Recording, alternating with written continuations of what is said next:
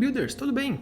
Aqui é o Rafael Campos e hoje irei falar sobre um dos assuntos mais importantes quando você decide entrar no World Building, que é a suspensão da descrença. A suspensão da descrença, suspensão do descrédito, da incredulidade ou ainda suspensão voluntária da descrença refere-se à vontade de um leitor ou espectador de aceitar como verdadeiras as premissas de um trabalho de ficção, mesmo que elas sejam fantásticas, impossíveis ou contraditórias. É a suspensão do julgamento em troca da premissa do entretenimento. O termo é tradicionalmente aplicado na literatura, no teatro e no cinema, embora também possa ser considerado nos videogames. A ideia encontra-se na introdução do livro Uma História Verdadeira, do poeta satírico Luciano de Samosata. Após mencionar vários outros autores que contaram mentiras, ele completa dizendo que também é um mentiroso e pede humildemente o leitor a sua credulidade. A expressão foi registrada em 1817 pelo poeta inglês Samuel Taylor Coleridge. Então essa ideia da suspensão voluntária da descrença é usada em exaustão, porém sem muito significado e sem usar a palavra voluntária, que tem o seu significado original muito importante para a ideia que eu quero trazer hoje para vocês. Quando os autores, principalmente das obras de ficção, decidem entrar num worldbuilding um pouco mais pesado, a suspensão voluntária da descrença é um dos seus primeiros objetivos a serem ultrapassados e intensificados. Mas de uma forma comum, quando interpretada, a suspensão da descrença é entendida como o abandono da capacidade crítica diante o apelo imersivo de um universo ficcional. Entretanto, essa interpretação perde de vista o significado original da expressão do trabalho de Coleridge. Por exemplo, sua diferenciação entre a descrença e a ausência da crença é que, na primeira, a descrença é associada à ação voluntária, intelectual, racional, enquanto a ausência da crença é caracterizada pela ausência do poder e estagnação. Assim, para Coleridge, a suspensão voluntária da descrença não corresponderia a deixar-se levar pela ilusão e seria mais um acordo de cooperação que uma concessão. Então lembre-se, a suspensão da descrença tem que ser voluntária. Não considere que seu leitor irá fazer logo de cara e de bom grado. No artigo Suspensão da Descrença, uma intervenção da literatura no campo da saúde, de Maria Orofino, mostra em seu trabalho em um hospital contando histórias de fantasia para pacientes, que há diferentes níveis de suspensão da descrença. Esses níveis estão relacionados com o quanto queremos acreditar, o quanto afeta nosso emocional, o quanto raciocínio lógico e o quanto estamos frágeis emocionalmente para querer imergir no texto. No trabalho A Suspensão Voluntária da Descrença, uma visão neuropsicanalítica de Norman Holland, ele apresenta uma perspectiva neuropsicanalítica sobre os fenômenos da suspensão voluntária da descrença em um texto literário. O autor traz 4 aspectos que a pessoa está quando ela está dentro da suspensão da descrença. Número 1, a ideia de que não percebemos mais nossos corpos. Número 2, não percebemos mais o ambiente. Número 3, não julgamos mais a probabilidade ou o teste de realidade.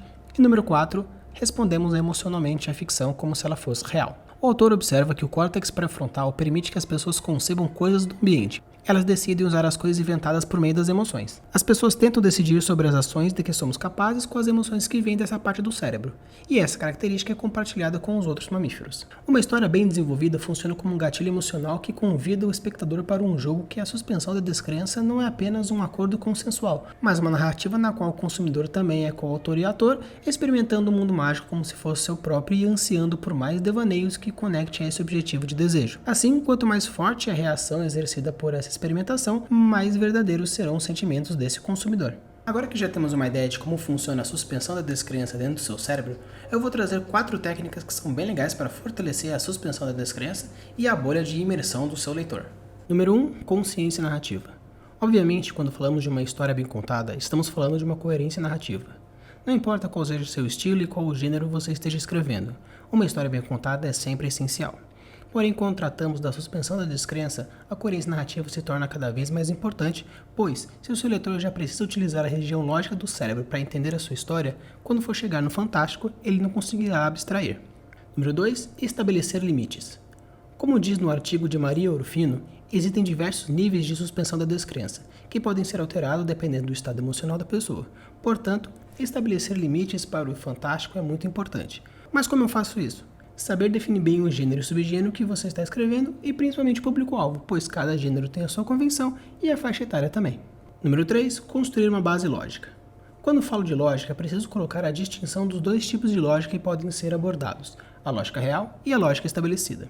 A lógica real consiste em utilizar as regras e padrões já concretizados no mundo. Física, química, biologia, ciências públicas, filosofia. É saber manipular o gatilho da autoridade, saber o que está falando, seja com pesquisas, entrevistas ou estudo prévio.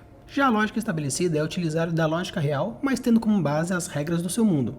Quando usar a lógica estabelecida, saiba que, primeiramente, você como World Builder precisará construir mais a fundo suas criações e regras, para que assim você saiba usá-las. E segundo, cuidado com as regras inventadas, pois você precisará lembrar delas quando elas forem necessárias nas suas cenas. A lógica estabelecida para as histórias de alta fantasia é sempre maravilhoso, porém bem mais traiçoeiras, pois você pode cair nas próprias armadilhas. Número 4. Gatilho da similaridade e âncoras emocionais. A similaridade pode ser um aliado ou um inimigo dependendo da forma que você for usar. A similaridade, quando usada corretamente, utilizará de âncoras que o leitor já tem, facilitando para você, escritor. Porém, essa similaridade, se usada incorretamente, pode causar um conflito com essa âncora do leitor. Portanto, entender o público e a sua obra para saber quais âncoras você deve ou não deve usar é de suma importância na hora de confeccionar o seu mundo. E também quero trazer duas técnicas para vocês, que é o colocar a lanterna e o Still Cool Down. O colocar a lanterna é uma técnica trazida no podcast The Right Excuses, onde o link do site deles estará na descrição do episódio. Essa técnica consiste em mostrar para o leitor que o que você está fazendo é absurdo e você, leitor, sabe disso, mas irá colocar da mesma forma porque é legal.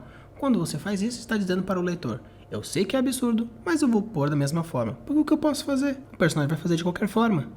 A outra técnica é trazida pelo meu amigo escritor Ângelo Neto, que é o Still Cool Down. É uma expressão em inglês que significa ainda é legal. Basicamente é você manter alguma coisa que não é tão real assim para deixar a história mais legal. Você fere um pouco o verdadeiro para intensificar o entretenimento. Só peço que tenham cuidado, pois essa técnica pode ser uma espada de dois gumes. Cuidado com a quantidade e a intensidade dessa premissa, pois você pode fazer algo tão absurdo que não irá compensar o quão legal isso pode ser. Com isso encerramos mais um episódio do Craftando Mundos. Não deixe de deixar o seu like, se inscrever, ativar o sininho de notificação, pois toda semana trago um episódio que vai trazer mais dicas para vocês, e na descrição do episódio está todas as minhas redes sociais, onde tem todos os dias dicas, indicações e curiosidades para você deixar o seu mundo cada vez mais incrível. Valeu!